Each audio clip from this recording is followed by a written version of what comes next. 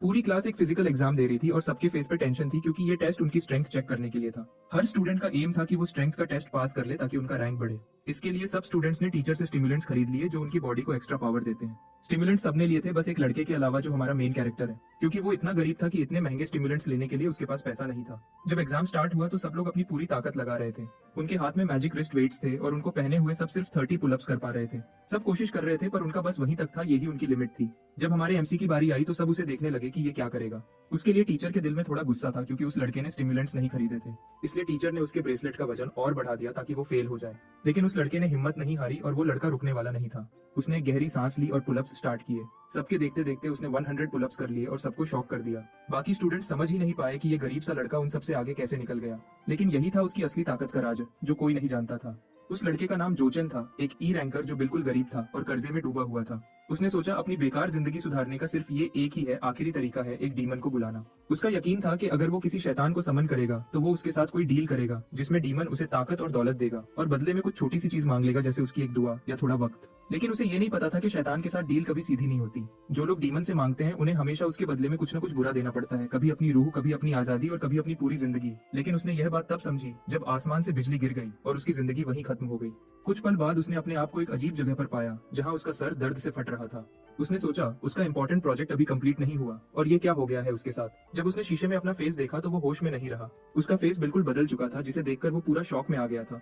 उसने आसमान में एक बड़ा सफेद पेड़ देखा और सोचने लगा कि ये सब क्या हो रहा है। तब एक अजीब आत्मा ने उसको समन करने पर मुबारक दी और कहा कि वो उससे 3 विशेष मांग सकता है। ये सुनकर वो थोड़ा घबरा गया और समझ गया कि उसे एक दूसरी दुनिया में भेज दिया गया है। पहले तो उसने सोचा कि शायद ये सब कोई सपना है, लेकिन जब उसने अपने आसपास देखा, हवा में तैरती हुई किताबें, उजाले से चमकती जमीन और आसमान में अजीब रंगों का नूर, तो उसे समझ आ गया कि ये कोई आम जगह नहीं है। तब उसे 3 विशेष थोड़ी कम लगी तो उसने अपनी पहली विश में ही 10 विशेष मांग ली। ये सुनकर वो डिमोनिक बुक अजीब सी मुस्कुराई और तुरंत समझ गई कि ये उसका असली बुलाने वाला नहीं है। फिर डीमन अपनी असली शक्ल में आ गया जब उसे पता चला कि जोचन के जिस्म में एक नई रूह आ गई है। अब जोचन दोनों तरफ से कंफ्यूज और डर के मारे पसीना पसीना हो गया जब उसने वो मॉन्स्टर देखा। मॉन्स्टर ने बताया कि उसने असली रूह को खा लिया था और अब उसके जिस्म को पूरी तरह अपना बनाना था। तब उस लड़के को समझ आया कि उसे गलत दुनिया में भेज दिया गया है। ये सुनते ही जोचन ने तुरंत वहाँ से भागने की कोशिश की ताकि अपनी जान बचा सके।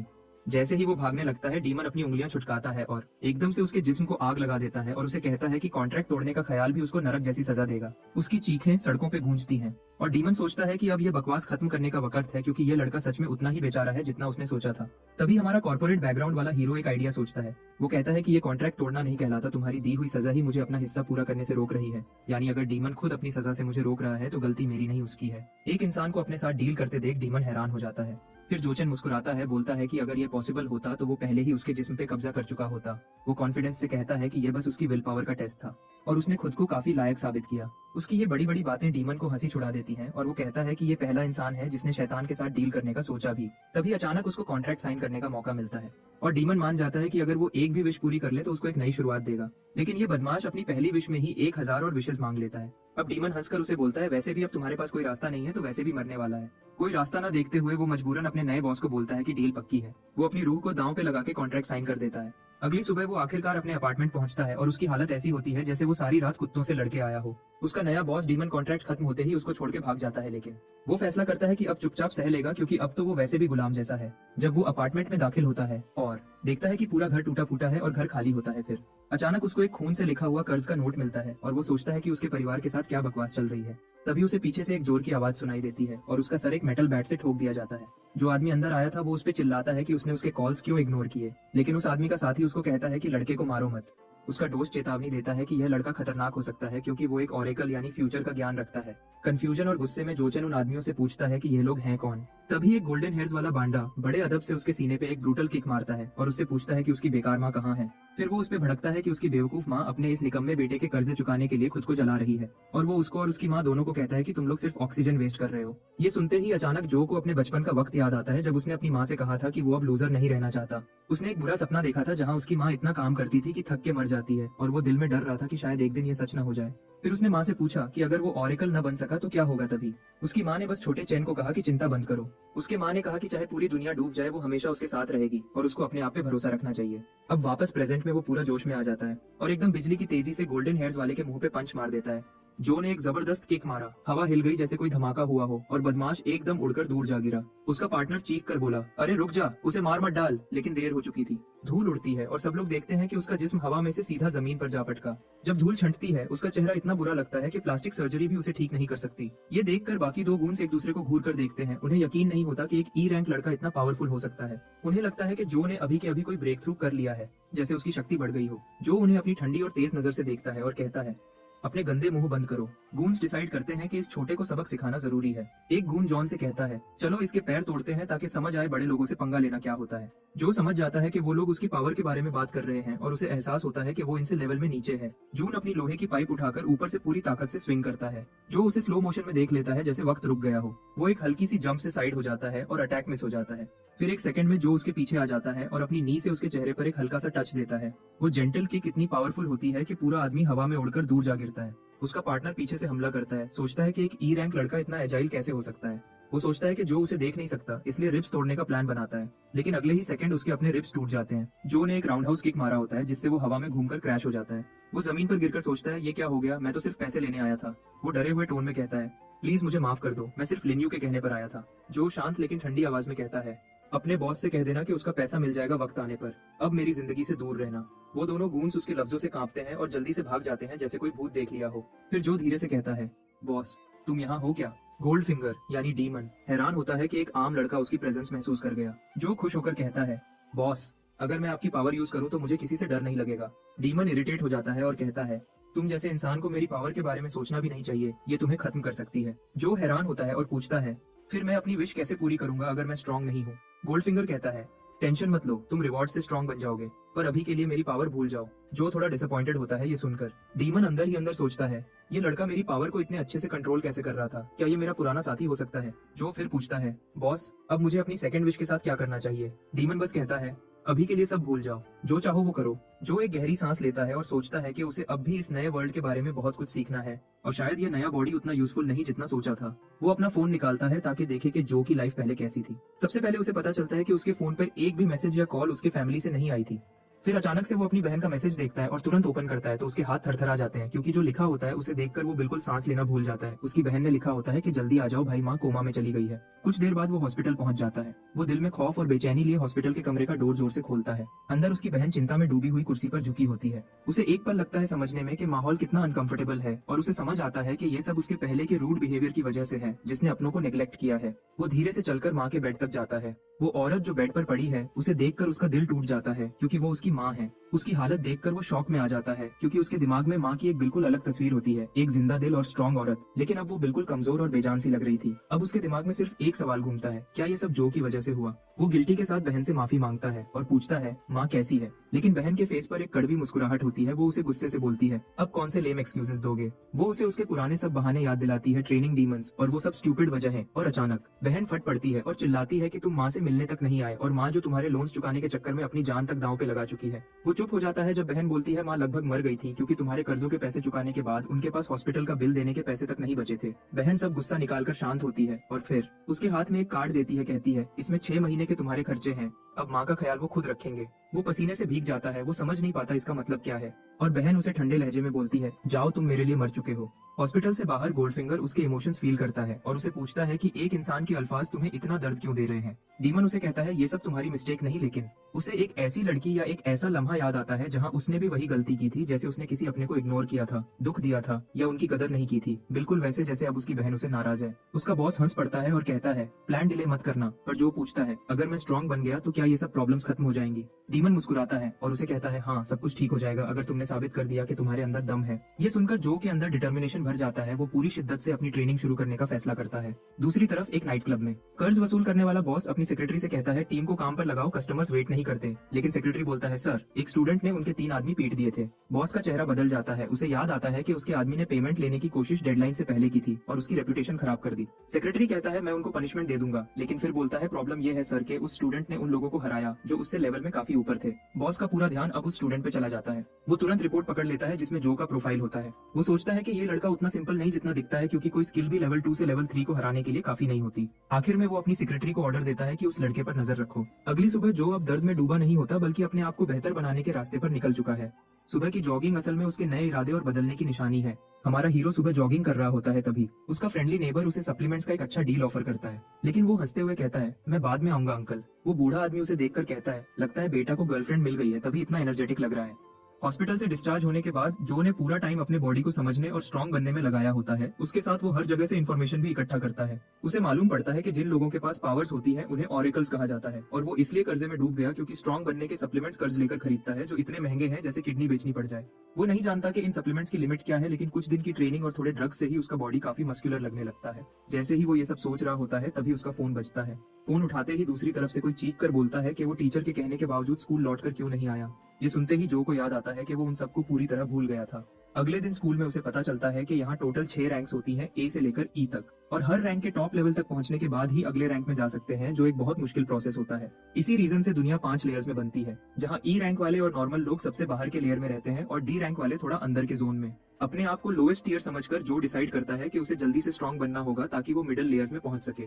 तभी कोई पीछे से आकर उसके सर पे जोर से मार देता है और उसकी तरफ हंस कर देखता है। उसका दोस्त मजाक में कहता है कि ये लड़का तो इतना वीक लग रहा है कि हम दोनों इसे आसानी से पीट सकते हैं। ये सुनकर जो के अंदर अजीब सी फीलिंग आती है कि आज भी ऐसे बांडर टाइप लोग दुनिया में हैं। तभी टीचर क्लास में आता है और सब चुप हो जाते हैं। बाद में बाहर वो स्ट्रेचिंग करता है और सोचता है कि अभी तक उसकी स्कूल लाइफ काफी ठीक चल रही है। तभी पीछे से कोई उसे बुलाता है। थोड़ी देर बाद बुगर गाय यानी क्लास का थोड़ा फनी सा लड़का ये देखकर शॉक में पड़ जाता है कि जो उनके क्लास के सबसे स्ट्रांग लड़के से लड़ रहा है। उसका दोस्त ज्यादा सरप्राइज नहीं होता क्योंकि वो पहले भी जो को लड़ते देखता रहा है। बुली गुस्से में बोलता है कि जो ज्यादा अक्कड़ दिखाने लगा है सिर्फ इसलिए क्योंकि उसके रिटन एग्जाम्स में अच्छे मार्क्स आए हैं। वो कहता है कि ऑरेकल की असली वैल्यू उसकी फिजिकल पावर से होती है और जो की लेवल 1 स्ट्रेंथ बिल्कुल बेकार है। ये सुनकर जो का दोस्त बोलता है कि तू भी तो लेवल 1 का कचरा ही है। बुली गुस्से में आकर जोर से जो को पंच मार देता है। जो आसानी से उसका हाथ पकड़ लेता है और उसका रिस्ट घुमाकर पूछता है, क्या आप बोल चुके हो? बुली शॉक में पड़ जाता है कि ये लड़का उससे ज्यादा स्ट्रांग कैसे हो गया और सोचता है क्या जो पहले से लंबा भी हो गया है। फिर जो उसके अपने वर्ड्स उसे वापस देकर कहता है कि स्ट्रेंथ ही सब कुछ होती है और प्यार से पूछता है, क्या मैं तेरा फेस तोड़ दूं? वो लड़का डर जाता है और पसीना पसीना हो जाता है, सोचता है कि अब तो मैं जरूर पिटने वाला हूँ। तभी कोच आता है और गुस्से में चिल्लाता है कि जो ने वापस क्लास में प्रॉब्लम शुरू कर दी है। कोच इरिटेट होकर कहता है, क्या तुम झगड़ा करने वापस आए हो? जो इनोसेंट फेस बनाता है और कहता है कि हम तो सिर्फ मजाक कर रहे थे। बुली अपना हाथ छुड़ाकर उसे कहता है कि मुझे छोड़ दे। जब सब शांत हो जाते हैं तो कोच एक लास्ट वार्निंग देता है और सबको लाइन में लगने का ऑर्डर देता है। थोड़ी देर बाद सब स्टूडेंट्स पुल अप बार के पास जमा हो जाते हैं और कोच जीजिया उन्हें मोटिवेट करने लगता है कि अगर टूर्नामेंट में अच्छे रिजल्ट्स आए तो स्कूल का नाम रोशन होगा और एलीट एकेडमीज के दरवाजे खुलेंगे। स्पीच के एंड में वो अपने मिरेकल सप्लीमेंट्स का प्रमोशन शुरू कर देता है जैसे कोई छोटा मोटा स्कैम बेच रहा हो। चैलेंज स्टार्ट होता है और बुली एक ही ट्राई में 50 पुलअप्स मार देता है।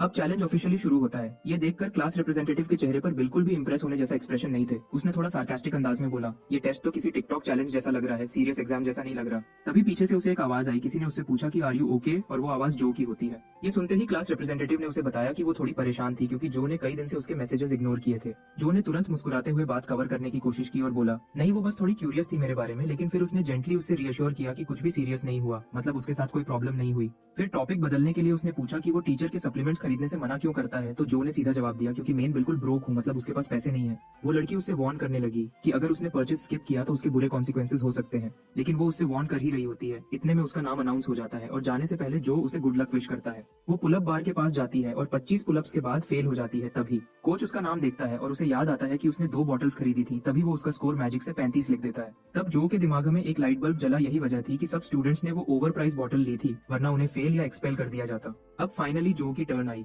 कोच ने उस पर नजर टिकाई। उसे अच्छी तरह पता था कि जो ने एक भी बॉटल नहीं खरीदी। उसके चेहरे पर एक ट्विस्टेड स्माइल आई। उसने सोचा आज इस लड़के को सबक सिखाना चाहिए। तभी जो ने बार और रिस्ट गार्ड्स को ध्यान से देखा। पहली नजर में उसे सब नॉर्मल लग रहे थे, लेकिन उसे महसूस हुआ कि जरूर कोई ट्रिक छुपी गई है। जैसे ही उसने बार को पकड़ा, उसकी आंखें शॉक से खुल गईं। उसने महसूस किया कि उसकी बॉडी अचानक हैवी हो गई है। तब समझ गया कि गार्ड्स के अंदर वाले क्रिस्टल्स वेट बढ़ा रहे हैं। फिर भी उसने गिव अप नहीं किया। उसने समझा कि उन क्रिस्टल्स की एक लिमिट होगी और वो लिमिट तोड़ते हुए पुशअप्स करते गया जैसे ये उसके लिए कुछ भी नहीं हो। बाकी स्टूडेंट्स उसकी तरफ हैरानी से देखे जा रहे थे कि जो लड़का सबसे वीक समझा जाता था वो उन सबसे आगे निकल गया। जब जो ने 100 रेप्स क्रॉस कर लिए, सब चिल्लाने लगे कि वो तो कम से कम सेकंड ईयर का स्टूडेंट होगा। जैसे ही जो ने बार छोड़ी, स्टूडेंट्स उसके आसपास भीड़ लगा के लगातार एक ही सवाल पूछने लगे, वो इतना कैसे कर पाया। कोच भी वहीं खड़ा रह गया, शॉक में जम गया। उसके दिमाग में ये डाउट घूम गया कि कहीं जो ने सीक्रेटली एनहांसर्स तो यूज नहीं किए। फिर उसके अंदर एक डर पैदा हुआ कि अगर स्टूडेंट्स को पता चल गया कि बिना उसके सप्लीमेंट्स के भी सक्सेस मिल सकती है तो उसका धंधा खत्म हो जाएगा। तभी उसके चेहरे पर एक शैतानी स्माइल आती है और वो अपने दिमाग में जो के लिए एक गंदा प्लान सोच लेता है। फिर प्रिंसिपल अपने ऑफिस में फोन पे गुस्से में बात कर रहा होता है। उसे बताया जाता है कि सेकंड ईयर इवेंट्स कैंसिल कर दिए गए हैं। वो आर्ग्यू करता है कि स्कूल ऑलरेडी अंडर फंडेड है और मुश्किल से थर्ड ईयर स्टूडेंट्स से चलता है। दूसरी तरफ से आदमी कहता है कि सिस्टम अब सिर्फ इलीट ऑरिकल्स पर इन्वेस्ट कर रहा है। प्रिंसिपल गुस्से में फोन बंद कर देता है और वो अपना हाथ माथे पर रख लेता है। सोचता है कि अगर फंड्स नहीं मिले तो स्कूल बंद हो जाएगा। उसकी नजर एक ग्लास केस में बंद ब्लैक क्रिस्टल पर पड़ती है और वो सोचने लगता है कि कैसे स्कूल को बचाया जा सकता है। उसके थॉट्स तब रुक जाते हैं जब बाहर से कोच जीजी की आवाज आती है। कोच अंदर आता है और एक पेपर डेस्क पर रख देता है, ये कहकर कि ये वो स्टूडेंट्स हैं जो इलीट ऑरिकल्स बनेंगे। प्रिंसिपल पेपर देखता है और शॉक्ड होता है। सब स्टूडेंट्स हार्डली फर्स्ट ईयर के हैं, लेकिन कोच उन्हें बहुत टैलेंटेड कह रहा है। फिर कोच बोलता है कि एक स्टूडेंट ऐसा भी है जो बिल्कुल अनफिट है ऑरिकल बनने के लिए। प्रिंसिपल तुरंत इंटरेस्ट दिखाता है और पूछता है कौन। दूसरी तरफ जो प्रिंसिपल के ऑफिस की तरफ जा रहा होता है और उसके साथ डीमन चल रहा होता है, तभी जादुई किताब उससे पूछती है कि उसने इस बार क्या छुपाया है, लेकिन जो चुप रहता है बिल्कुल सीरियस एक्सप्रेशन के देखते हुए। जो अब प्रिंसिपल ऑफिस के डोर के बाहर खड़ा होता है और सोचता है कि हेडमास्टर कितना स्ट्रिक्ट है और उम्मीद करता है कि कुछ बुरा ना हो। जैसे ही वो डोर का हैंडल पकड़ता है तो अचानक उसके सामने आग के शोले फूट जाते हैं। डीमन अपनी ताकत दिखाता है और लड़का शॉक में रह जाता है और ये उसके लिए बिल्कुल अनएक्सपेक्टेड होता है। जैसे ही शोले जो पर फूटते ही वो चिल्लाता है और उसकी बॉडी जल रही होती है। वो हेल्पलेस फील करता है। दर्द और फियर उसके हर एक्शन को कंट्रोल करते हैं। व्यूअर्स को भी ये मोमेंट काफी टेरिफाइंग लगता है। तभी उसे प्रिंसिपल बोलता है कि अब टाइम वेस्ट मत करो और सीधा अंदर आओ। जो अंदर जाता है और पोलाइटली पूछता है कि हेडमास्टर ने क्यों बुलाया है। प्रिंसिपल रिकॉर्ड देखता है और पूछता है स्टूडेंट क्या सोचते हैं, ऑरिकल बनने के लिए क्या चाहिए है। ये सुनते ही जो ने वेट किए बिना तुरंत जवाब दे देते हैं। लेकिन प्रिंसिपल उसे सजेस्ट करता है कि ऑरिकल बनने के लिए सिर्फ टैलेंट या स्किल नहीं बल्कि रिसोर्सेज भी जरूरी है। मतलब अभी भी टाइम है कि वो अपने आप को बचाए, वरना फ्यूचर में ज्यादा मुश्किल सिचुएशंस का सामना करना पड़ेगा। जो का चेहरा व्हाइट हो जाता है। प्रिंसिपल उसे समझाता है कि ऑरिकल डेवलप करना बहुत महंगा है और इंसिस्ट करता है कि जो एक गरीब लड़का है जो सर्वाइव नहीं कर सकेगा। फिर प्रिंसिपल डिसाइड करता है जो स्टूडेंट्स फाइनेंशियली या स्किल वाइज स्ट्रॉन्ग नहीं है उनको ऑरिकल प्रोग्राम से निकाल देना चाहिए ताकि रिसोर्सेज वेस्ट न हो। ये सुनकर जो को सिचुएशन समझने के लिए कुछ सेकंड्स लगते हैं, जबकि दूसरी तरफ डीमन अपने थॉट्स और प्लान्स के बारे में सोच रहा है होता है। जो को अब रियलाइज होता है कि क्रिस्टल ही वो ऑब्जेक्ट है जो शायद ऑरिकल बनने या किसी पावर को अनलॉक करने के लिए जरूरी है। फिर साथ ही डीमन उसे कहता है क्रिस्टल को ग्रैब करो। जो फिर जादुई किताब से क्वाइटली कहता है वो खुद क्रिस्टल ले ले, लेकिन डीमन उसे रिमाइंड करवाता है कि सिस्टम या रूल्स के हिसाब से किसी और का एक्शन भी जरूरी है। जो रुकता है और सोचता है कि मिड सिटी जोन में एंटर करना जरूरी है क्योंकि वहां वो एक्सपेल नहीं हो सकेगा। तब उसे याद आता है कि अभी तक कोई भी स्टूडेंट E2 लेवल से आगे नहीं गया। जो डीमन से पूछता है कि क्या वो रिवॉर्ड डिसाइड कर सकता है क्योंकि जो अपनी प्लानिंग और कंट्रोल मेंटेन करना चाहता है। तभी डीमन को समझ आ जाता है जो क्या प्लान कर रहा है। जो उसे डिक्लेयर करता है कि उसे बैरो पावर स्किल चाहिए, मतलब ये स्किल बहुत रेयर और पावरफुल होती है। तभी गोल्डफिंगर शाउट करता है कि उसकी ये चॉइस डेंजरस है, लेकिन जो स्टिल रिस्क लेने के लिए रेडी है ताकि वो एक्सपेल ना हो जाए। अब जो धीरे से लेकिन पूरी हिम्मत के साथ बोलता है कि अगर वो स्कूल से एक्सपेल हो गया तो डीमन की विश कभी पूरी नहीं होगी, इसलिए वो डिमांड करता है कि कर्स्ड बुक उस पर भरोसा करे। डीमन थोड़ा घबरा जाता है, पर जो की आंखों में जो कॉन्फिडेंस है उससे लगता है कि वो मजाक नहीं कर रहा होता। गोल्डफिंगर बहुत मुश्किल से अग्री करता है और कहता है जो भी होगा अब से उसकी रिस्पॉन्सिबिलिटी नहीं है। तभी अचानक ग्लोइंग पैनल जो से ये कंफर्म करती है कि क्या वो बोरो पावर स्किल लेना चाहता है। तब जो बिना हेजिटेशन के हाँ कर देता है, मतलब वो पूरी तरह रेडी होता है रिस्क लेने के लिए। जब जो अपनी नई पावर एक्सेप्ट करता है तभी प्रिंसिपल उसकी सोच तोड़ देता है। वो गुस्से में उससे पूछता है कि क्या उसने कोई फाइनल बात कहनी है। तब जो फर्मली कहता है प्रिंसिपल पहले लेवल चेक करे फिर डिसाइड करे। प्रिंसिपल थोड़ा थका हुआ सा हेडशेक करता है, जैसे कह रहा हो ये लड़का समझता ही नहीं, लेकिन फिर भी वो अपना हाथ आगे बढ़ाता है ताकि जो का लेवल चेक कर सके। कॉन्टैक्ट पर प्रिंसिपल नोटिस करता है जो की स्ट्रेंथ रिकॉर्ड से ज्यादा है, लेकिन स्कूल में स्टे करने के लिए इनफ नहीं है। जो आईज क्लोज करता है और रियलाइज करता है ये लास्ट चांस है और डेस्परेटली स्टार एनर्जी एब्जॉर्ब करने की कोशिश करता है। उस मोमेंट जो अपनी सारी एनर्जी कॉन्सेंट्रेट करता है और उसके बॉडी से एक प्योर ऑरा निकलने लगता है, जैसे एक स्ट्रॉन्ग लाइट या पावर वेव उसके अंदर से बाहर आ रही हो। उसका चेहरा सीरियस होता है और लगता है कि वो अपनी लिमिट तोड़ रहा है। प्रिंसिपल शॉक हो जाता है। इवन डीमन भी सरप्राइज्ड होता है। वो सोचता है ये कैसे हो गया, उसकी पावर तो मेरी दी हुई एनर्जी से भी ज्यादा है। प्रिंसिपल एकदम पीछे हट जाता है शॉक में। उसके चेहरे पे कंफ्यूजन और डिसबिलीफ होता है। वो समझ नहीं पाता कि अभी अभी क्या हुआ। जो की पावर देखकर उसका दिमाग हिल जाता है, जैसे उसने कुछ असंभव देख लिया हो। प्रिंसिपल के दिमाग में एकदम से क्लिक होता है और वो समझ जाता है कि जो ने अभी अभी ब्रेक थ्रू कर लिया है, मतलब उसने अपना लेवल तोड़कर 4th लेवल तक रीच कर लिया है, जो चीज उसके स्कूल में कभी किसी स्टूडेंट ने नहीं की थी। ये देखकर प्रिंसिपल थोड़ा पैनिक होता है, पर फिर खुद को संभालता है। फिर प्रिंसिपल अपनी सीरियस टोन बदल देता है और जो को बुलाता है कि उससे स्कूल के अपकमिंग टूर्नामेंट में पार्टिसिपेट करना होगा। ये सुनकर जो सरप्राइज हो जाता है। उसे समझ नहीं आता कि हेडमास्टर के टोन सडनली इतनी फ्रेंडली कैसे हो गए। जब सिचुएशन थोड़ी क्लियर होती है तो जो को समझ आता है कि प्रिंसिपल शायद उसे यूज करना चाहता है ताकि स्कूल का नाम एजुकेशन डिपार्टमेंट के सामने अच्छा दिख सके। उसी लम्हे प्रिंसिपल खुद मान लेता है कि स्कूल के हालात खराब हैं और उसने यूजलेस स्टूडेंट्स को निकालने का प्लान बनाया था। फिर वो जो से माफी मांगता है कि उसने उसे भी उस मैस में फंसा दिया था। उसके बाद प्रिंसिपल उसे फुल स्कॉलरशिप देने का वादा करता है और हर वीक उसे 6 बॉटल सप्लीमेंट्स देने का भी कहता है। फिर प्रिंसिपल सबको क्लियर कह देता है कि अब जो को स्कूल को रिप्रेजेंट करना ही होगा क्योंकि एकेडमी का फ्यूचर अब उस पर डिपेंड करता है। ये बात सुनकर जो को प्रिंसिपल की डेस्परेशन समझ आती है और वो अपना चांस लेते हुए पूछता है कि क्या वो शेल्फ पर रखा ब्लैक क्रिस्टल ले सकता है। प्रिंसिपल उसे एक्सप्लेन करता है कि वो ब्लैक स्टार क्रिस्टल से बना हुआ है जो ओल्ड प्रिंसिपल लेकर आए थे और ये स्कूल के फेथ और ऑनर का सिंबल है। फिर उसने थोड़ी देर सोचकर कहा कि अगर स्कूल ही बंद हो गया तो सिंबल का क्या फायदा, और क्रिस्टल देने के लिए मान गया। जो ने कॉन्फिडेंट टोन में कहा कि वो पूरी जान लगा देगा और टूर्नामेंट जीतकर दिखाएगा। प्रिंसिपल ने तब टॉपिक बदलते हुए उससे पूछा कि वो इतना स्ट्रॉन्ग कैसे हो गया है। जो ने बिल्कुल कैजुअल अंदाज में बोला कि वो तो बस अपनी स्ट्रेंथ छुपा रहा था, मतलब अब तक उसने अपनी असली पावर दिखाई ही नहीं थी। ये सुनकर प्रिंसिपल थोड़ा शॉक हो जाता है, जैसे उसका गला रुक गया हो। वो सोचता है कि अपनी पावर लेवल छुपाना तो एक अल्टीमेट प्रो गेमर मूव है। फिर वो जल्दी से उससे वादा करता है कि ये बात किसी को नहीं बताएगा, ये बात दोनों के बीच एक सीक्रेट ही रहेगा। तभी एक फीमेल टीचर रूम में आती है और प्रिंसिपल उससे कहता है कि वो जो को एलीट क्लास तक ले जाए। थोड़ी देर बाद वो टीचर बताने लगी कि पूरा सेकंड फ्लोर सिर्फ एलीट स्टूडेंट्स के लिए है। फिर उसने कैजुअली पूछा कि जो का प्रिंसिपल से क्या रिश्ता है, पर जो उसे कोई जवाब नहीं देता। तभी कोच जीजी फुल स्पीड में आया और बोला कि उसने प्रिंसिपल से रिक्वेस्ट की थी डिसीजन बदलने की, पर कोई फायदा नहीं हुआ क्योंकि उसे लगता है प्रिंसिपल जो को निकाल चुका है और वो उसे बचाने आया है। फीमेल टीचर ने उसकी बात काट दी और कहा कि जो एक्सपेल नहीं हो रहा बल्कि एलीट क्लास में शिफ्ट हो रहा है। उसने ये भी बताया कि प्रिंसिपल अब उससे मिलना चाहता है और ये सुनकर कोच का चेहरा बिल्कुल सफेद पड़ जाता है। रात को जो अपने छोटे से अपार्टमेंट में वापस आता है और बेड पर गिरते हुए बोलता है कि एक गरीब लड़का इतने कम टाइम में लेवल 4 कैसे रीच करे। डीमन ने उसे तुरंत याद दिलाया कि उसे अपना मिशन भूलना नहीं है।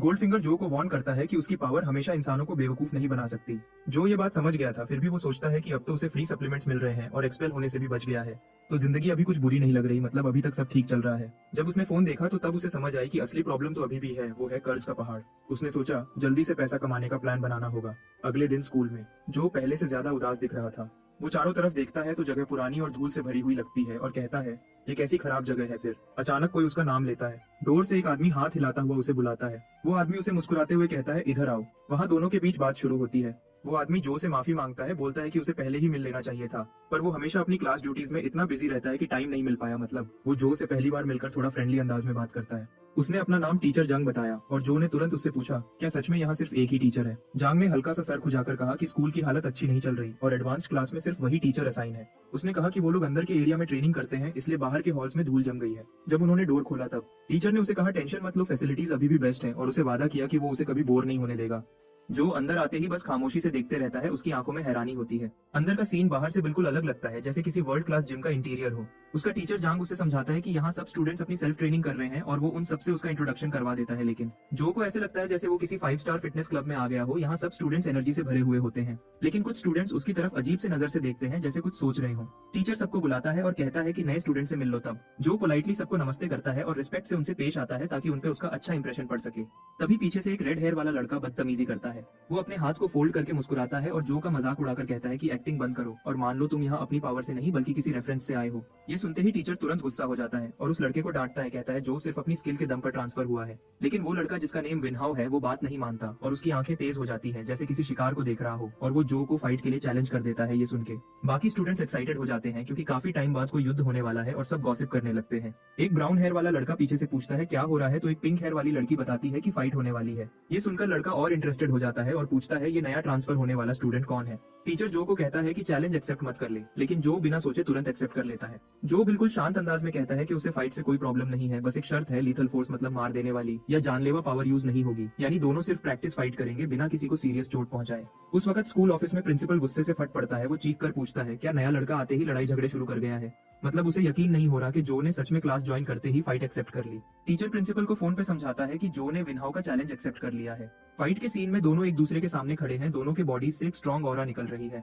प्रिंसिपल ये सब सुनकर थोड़ा कंफ्यूज होता है, पर फिर सोचता है शायद वो लड़का अपना लेवल चेक करना चाहता है, इसलिए वो उसे युद्ध की परमिशन दे देता है। थोड़ी देर बाद दोनों अपनी अपनी साइड पर रेडी खड़े होते हैं। टीचर रूल समझाता है। पहला रूल कोई आउटसाइड हेल्प नहीं करेगा और दोनों को सेम स्टार लेवल पर कम्पीट करना होगा। वेनहाउ को यकीन नहीं होता कि जो भी ई रैंक ऑरेकल है, मतलब उसके जैसा ही लेवल का स्टूडेंट है। टीचर दोनों को समझाता है और रूल्स बताता है कि फाइट के दौरान किसी भी वाइटल पॉइंट यानी बॉडी के नाजुक हिस्सों पर अटैक करना बिल्कुल मना है, मतलब फाइट फेयर और सेफ होनी चाहिए। दोनों एक दूसरे के इर्द गिर्द घूमते हैं। टीचर याद दिलाता है कि लीथल फोर्स बिल्कुल अलाउड नहीं और जो हारेगा वो बदला नहीं ले सकता। एक क्लीन हिट या सरेंडर से मैच खत्म होगा। टीचर हाथ हिलाकर सिग्नल देता है और मैच स्टार्ट हो जाता है। विनहाउ बिना टाइम वेस्ट किए अटैक के लिए चार्ज करता है और सीधा जो के गले पर निशाना बनाता है। जो बिल्कुल भी नहीं घबराता और उसका हाथ पकड़ लेता है और उसे कंप्लीटली कंफ्यूज कर देता है। वो फिर से अटैक करता है और समझ जाता है कि ये लड़का सच में पावरफुल है। विनहाउ एक के बाद एक अटैक करता है, पर जो हर बार उसके वार से बच जाता है। विनहाउ गुस्सा हो जाता है और अचानक स्पीड बढ़ाकर किक मारने की कोशिश करता है। उसका पैर हवा में मुड़ता है और वो अपना स्पेशल अटैक जो सबसे पावरफुल होता है, जिसे विंड हुक किक कहते हैं, वो जो पर यूज करता है। जो तुरंत अपने हाथ से उसके अटैक को ब्लॉक कर लेता है, मतलब उसने वेनहाउ का किक रोक लिया। रेड हेयर लड़का यानी वेनहाउ मुस्कुराता है। उसे लगता है कि अब मैच खत्म हो गया है, मतलब वो समझता है कि अब जो हार चुका है और वो जीत गया है।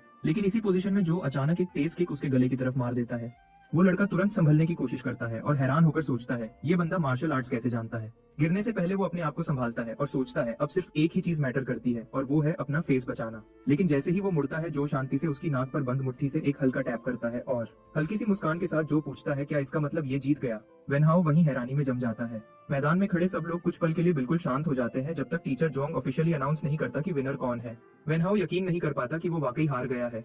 सब लोग मैच के रिजल्ट से शॉक हो जाते हैं, उन्हें लगता है हमारा लड़का बहुत ज्यादा स्ट्रांग है। वहीं जो सोचता है मैच बहुत जल्दी खत्म हो गया लेकिन फिर भी उसने कुछ सीख लिया और फिर वेनहाउ से पूछता है उसे अब कोई कंप्लेन तो नहीं। मैच देखकर कोच को अपनी आंखों पर यकीन नहीं होता क्योंकि वेनहाउ एक एलीट स्टूडेंट है जिसे प्रोफेशनल ट्रेनिंग मिली है और फिर भी वो हार गया एक ऐसे लड़के से जो अभी एलीट क्लास में प्रमोट हुआ है।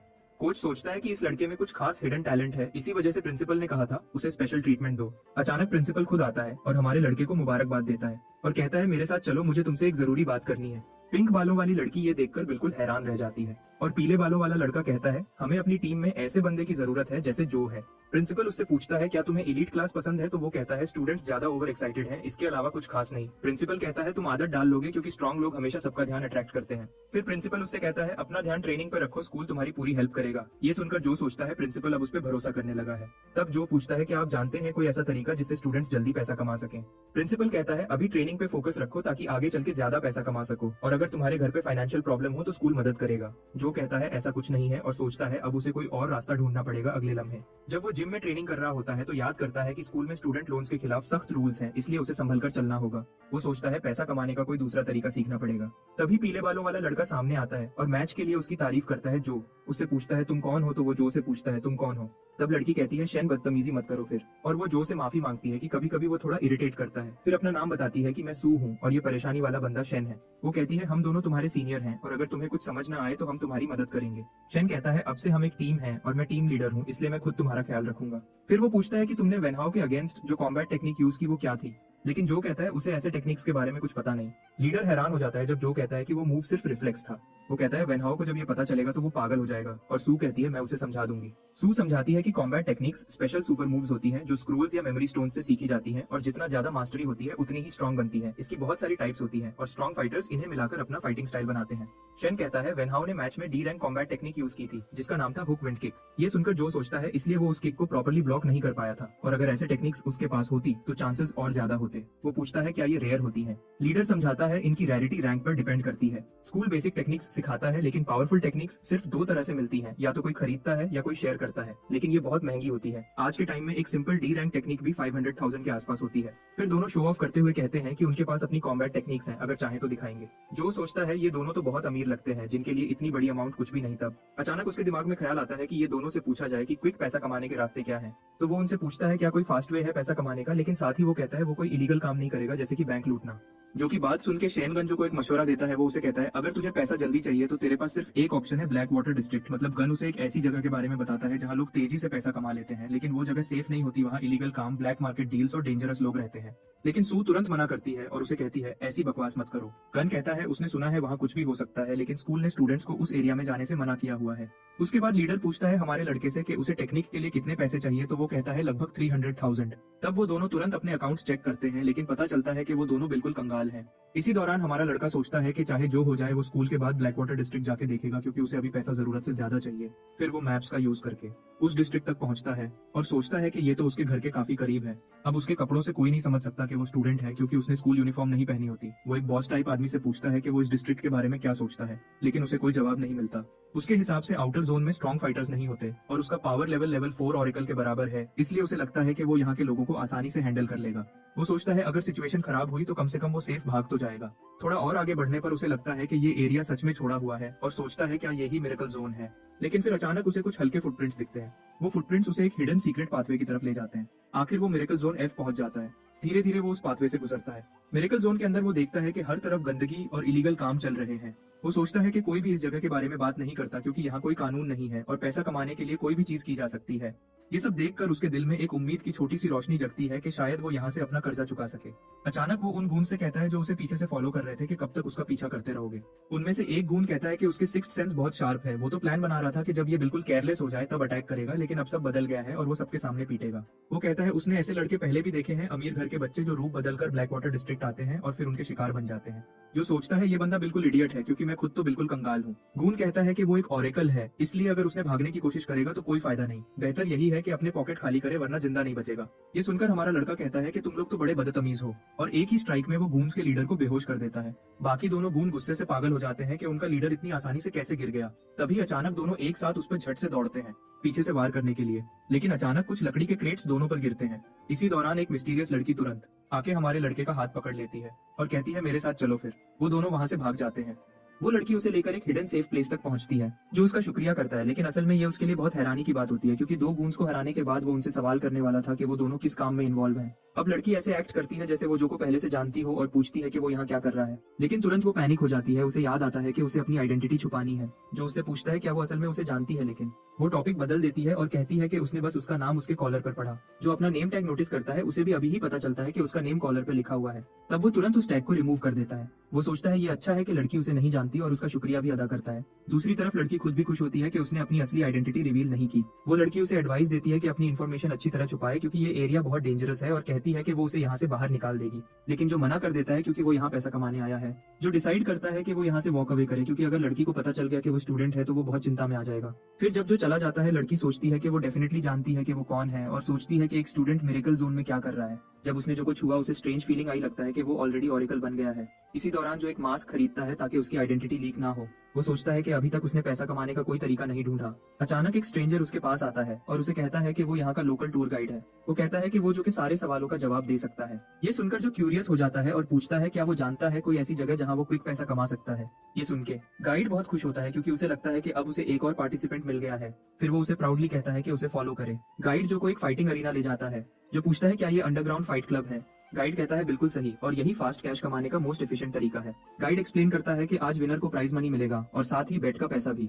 ऑरेकल्स भी फाइट्स में पार्टिसिपेट करते हैं, इसलिए ये matches high risk high reward होते हैं। जो ऑनगोइंग फाइट देखकर सोचता है कि डेफिनेटली उसके पास जीतने का चांस है। गाइड उससे पूछता है क्या वो पार्टिसिपेट करना चाहता है, क्योंकि वो उसके लिए बेटिंग चिप्स अरेंज कर सके। जो कहता है कि वो प्राइज मनी के लिए अपना चांस जरूर लेगा। फिर अचानक वही मिस्टीरियस लड़की फाइट क्लब में एंटर करती है और जो को ढूंढने लगती है। वो देखती है जो रिंग के अंदर खड़ा है और सोचती है कि वो यहाँ क्या कर रहा है। वहाँ एक अगली गाय जो के सामने बड़ा एरोगेंट एक्ट करता है और उससे कहता है क्या वो पावरफुल फाइटर है, लेकिन जो एक ही स्ट्राइक में उसे नॉकआउट कर देता है। क्राउड सोचता है ये बोरिंग है, क्योंकि हर फाइटर सिंगल पंच में गिर रहा है। जो सोचता है कि इसे जल्दी खत्म करना चाहिए, और वो अगले दो फाइटर्स को भी तुरंत हैंडल कर लेता है। क्राउड और स्टाफ फाइट्स देखकर कंफ्यूज हो जाते हैं। क्लब बॉस भी शॉक में है, क्योंकि उसने सोचा था जो वीक लगता है। लैकी कहता है कि अब सब फाइटर्स फॉरफिट कर चुके हैं और कस्टमर्स रिफंड मांग रहे हैं। सोचते हैं कि मैचेस प्लान्ड है। बॉस तुरंत उसे कहता है कि स्पेशल मैच अरेंज करो, क्योंकि वो नहीं चाहता जो सब प्राइज मनी लेके चला जाए। जबकि जो अपना लास्ट ओपोनेंट भी डिफीट कर देता है और पूछता है क्या अब वो प्राइज मनी ले सकता है। अनाउंसर कहता है कि क्राउड बहुत एक्साइटेड है, इसलिए उन्होंने स्पेशल मैच अरेंज किया है।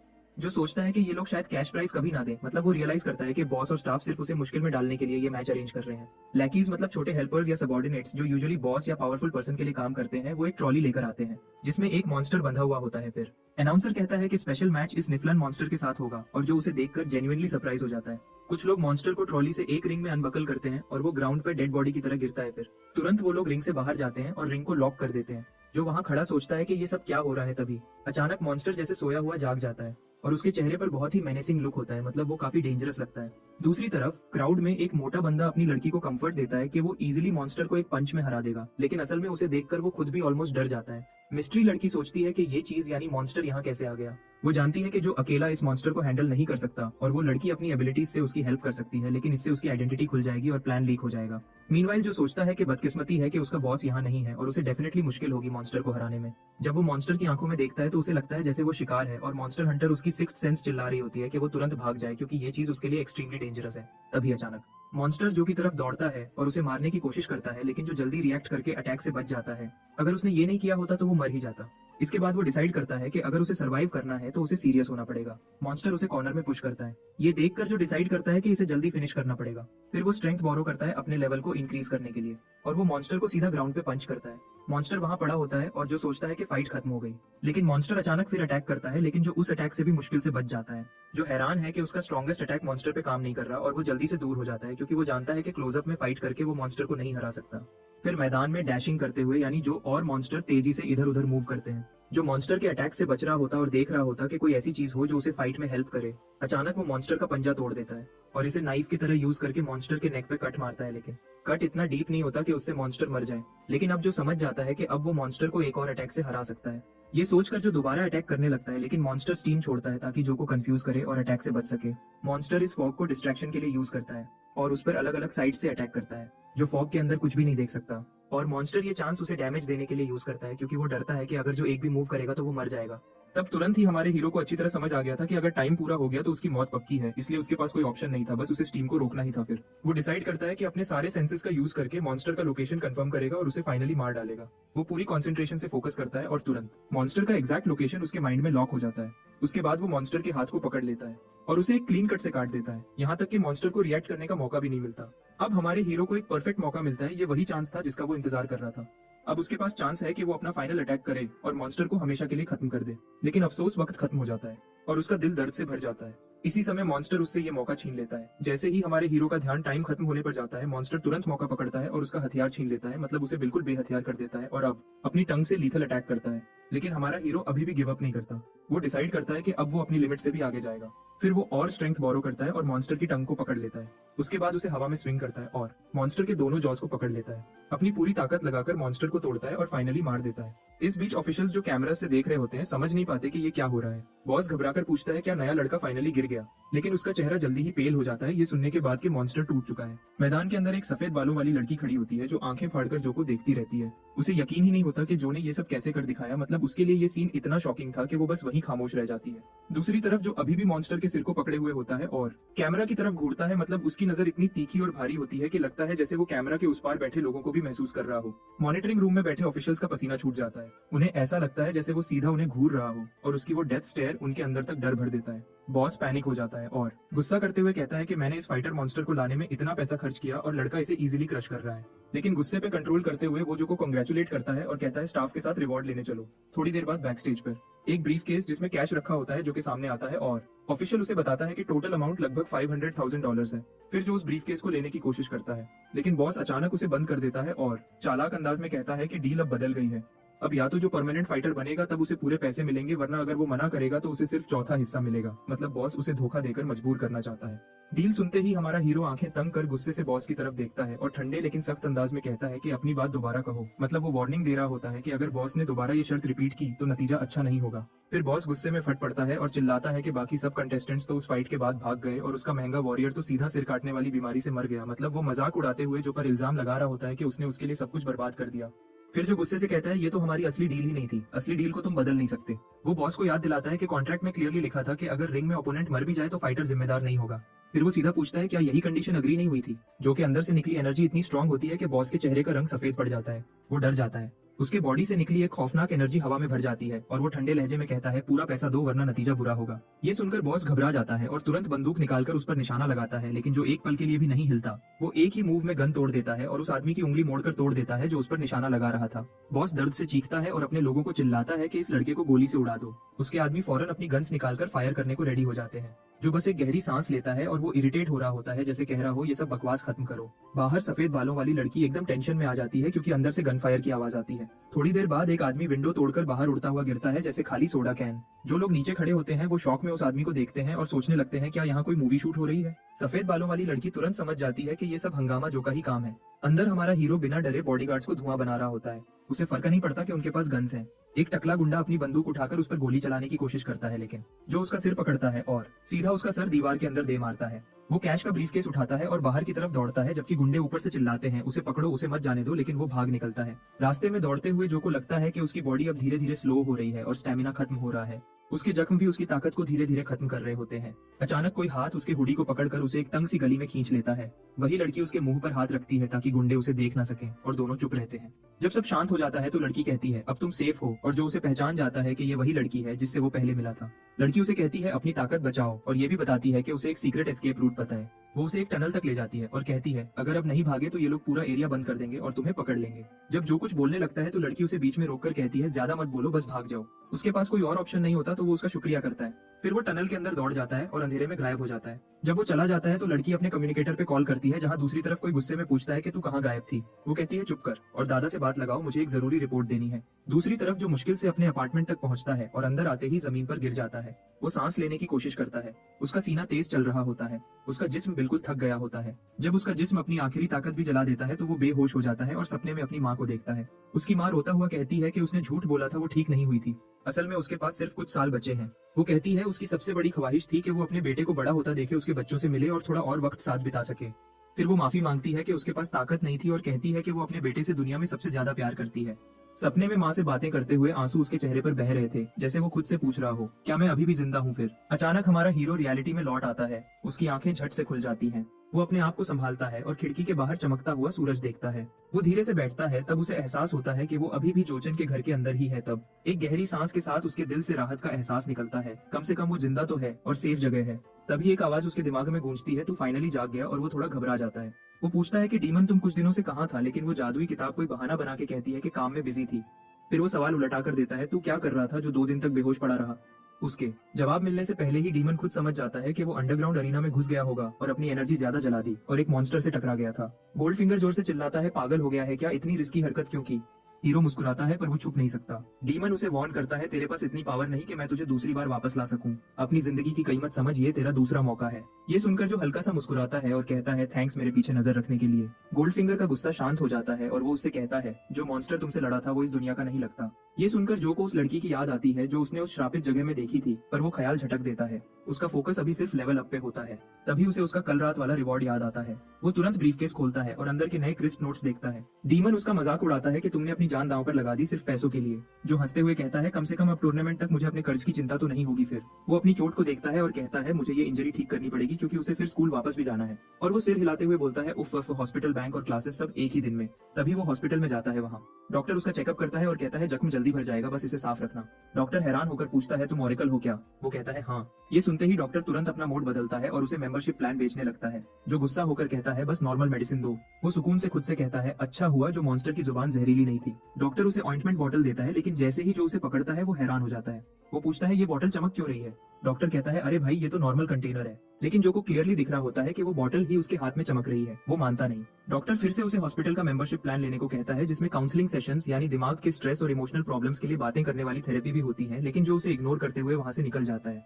कॉरिडोर में चलते हुए वो महसूस करता है कि आसपास एक अजीब सी एनर्जी फ्लो कर रही है। वो अपना हाथ आगे करता है। उसकी उंगलियों से रोशनी निकलती है। तब उसे समझ आता है ये स्टार एनर्जी है। उसे अपनी अंडरग्राउंड फाइट याद आती है और वो सोचता है कि शायद उस युद्ध की वजह से उसके अंदर छुपी हुई कोई नई पावर एक्टिवेट हो गई है। फिर वो मुस्कुराते हुए सोचता है कि अगर मैं अब स्टार एनर्जी महसूस कर सकता हूँ तो मैं इसे और ज्यादा तेजी से एब्जॉर्ब कर सकता हूँ।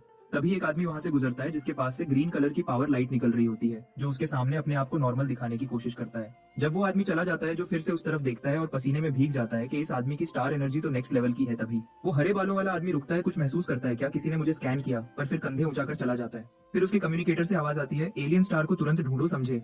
ग्रीन बालों वाला बी बाय आदमी कम्युनिकेटर में बोलता है कि शांत रहो, मैं कुछ दिन के लिए इस देश में ही रहने वाला हूँ। उसके सामने वाली आवाज उसे याद दिलाती है कि बॉस की फ्यूचर प्रेडिक्शन ने एलियन स्टार को एक बॉस टियर खतरा बताया है, इसलिए उस पर हर वक्त नजर रखनी जरूरी है। अपने सनग्लासेस उतारते हुए वो आदमी हल्की सी मुस्कुराहट के साथ कहता है कि बॉस हद से ज्यादा चिंता करता है। फिर वो कॉन्फिडेंट टोन में बोलता है कि अगर एलियन स्टार वाकई उनका दुश्मन हुआ तो वो बिना हिचकिचाए उसे कुचल देगा। अगले दिन स्कूल में प्रिंसिपल हमारे हीरो को डांट रहा होता है कि वो ना क्लास में आता है ना उसका फोन उठाता है। जो सॉरी बोलता है और कहता है कि वो कुछ पर्सनल काम में फंस गया था। प्रिंसिपल का अंदाज थोड़ा नरम पड़ जाता है और वो अब गुस्सा कम और फिक्र ज्यादा दिखाता है। फिर पूछता है, क्या बात टूर्नामेंट से रिलेटेड है। वो बूढ़ा प्रिंसिपल सर हिलाकर कहता है कि उसे जो पर पूरा भरोसा है टूर्नामेंट के लिए, लेकिन पूछता है अगर वो किसी मुश्किल में है तो क्या स्कूल उसकी मदद कर सकता है। वो उसे याद दिलाता है कि स्कूल का सबसे बड़ा मकसद है एलीट ऑरेकल्स को सपोर्ट करना। जो मुस्कुराता है और कहता है कि फिक्र मत करो, मैं टूर्नामेंट में पूरी मेहनत लगा दूंगा। ये सुनकर प्रिंसिपल चैन की सांस लेता है। थोड़ी देर बाद शेन और सू भागते हुए आते हैं और पूछते हैं कि क्या हुआ था। शेन याद करता है कि जो ने पहले एक कॉम्बैट टेक्निक के बारे में बोला था। फिर वो अपनी पॉकेट से कुछ निकालता है। वो एक क्रेडिट कार्ड निकालकर बताता है कि उन्होंने मिलकर 3 लाख जमा किए हैं ताकि जो उसे अपनी टेक्निक के लिए यूज कर सके और वो बाद में चाहे तो पैसा वापस कर दे। ये सुनकर जो हैरान रह जाता है, उसे यकीन नहीं होता कि इन दोनों ने उसकी बात को इतना सीरियसली लिया है। फिर वो उनका शुक्रिया अदा करता है और उन्हें बताता है कि अब उसने अपना प्लान बदल लिया है और वो अब उस टेक्निक को लेने का नहीं सोचा है। इतने में वेनहाउ आ जाता है। वेनहाउ थोड़ा शर्मा हुआ लगता है और माफी के तौर पर 50,000 ऑफर करता है अपने पहले के रूड बिहेवियर के लिए। जो उसे धन्यवाद कहता है, लेकिन सू फौरन उससे सवाल पूछने लगती है, जैसे कि वो देखना चाहती हो कि उसके पीछे कोई छुपी हुई चाल तो नहीं है। वेनहाउ सच बोल देता है कि उसने पहले जो को अगली कहा था और अब वो उसके लिए सॉरी कहना चाहता है। अब वो चाहता है कि सब दोस्त बन जाएं। सू हल्की आवाज में जो से पूछती है कि क्या हमें इसे ग्रुप में लाना चाहिए, तो जो कहता है कि उसे कोई प्रॉब्लम नहीं। सू वेन हाउ से पूछती है कि क्या उसे चौथा मेंबर बनने से कोई प्रॉब्लम नहीं, तो वो कहता है रैंकिंग मैटर नहीं करती, लेकिन फिर मजाक में उसे ऑर्डर देता है कि एक बॉटल पानी ले आ। इस बात पर दोनों के बीच बहस शुरू हो जाती है, जबकि जो मुस्कुरा के सोचता